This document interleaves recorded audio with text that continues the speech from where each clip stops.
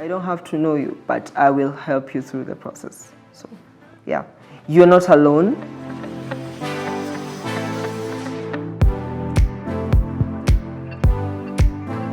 Hi guys, this is Zurih. Preferred pronouns are they, them, others. I'm an SRHR youth advocate and also a U equals U ambassador. U equals U meaning undetectable equals to untransmittable ambassador.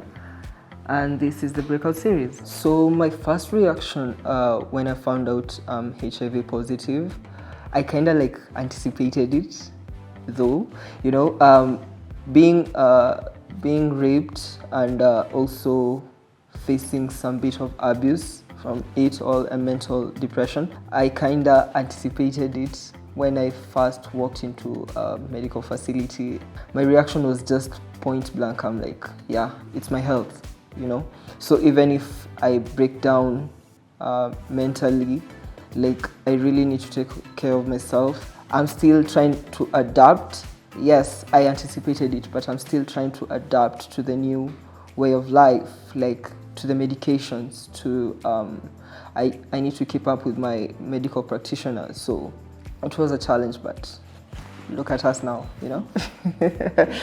I used to have this mentality that when someone gets infected, they don't have a lot. They don't like have enough time in this world to live, you know. Like that's how I was brought up, you know. So the fear that was instilled in us, like even though for me I got to get my status and it was positive, I had the information already. Like I knew people lived, you know. So for me, I was like, yeah, we can make it work, you know. I'm single, by the way, right now. But my previous relationship, I was like, I don't want to hide because it reaches a time and you want to take a medication and you don't want these questions like, what's the meds for, you know? So before you even go to that step of even labeling whatever that you're having, I was like, oh, by the way, I'm HIV positive, you know? How do you feel about it? Because I know you want us to be more than friends or more than what we are right now, but how do you feel about being in a discordant relationship? From there, it's easier for me to be able to understand your way of thinking and how best to be able to move on with whatever that you're having before we even label it. Discordant relationships actually work. Your partner, if they're undetectable, they can't transmit the infection, the virus.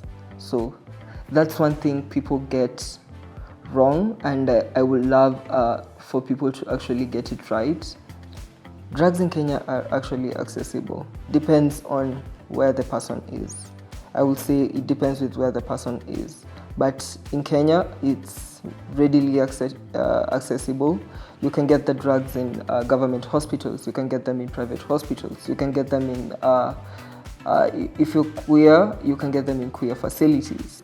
For me, I work with Ishtar MSM, and we are located in South B, and we accept also walk-ins. You don't have to have an appointment. I am glad to actually say that I really had a supportive family, especially my mom, who has been with me throughout this journey. So anyone out there who faces the same issue, I usually tell them to, you can reach out to me, by the way.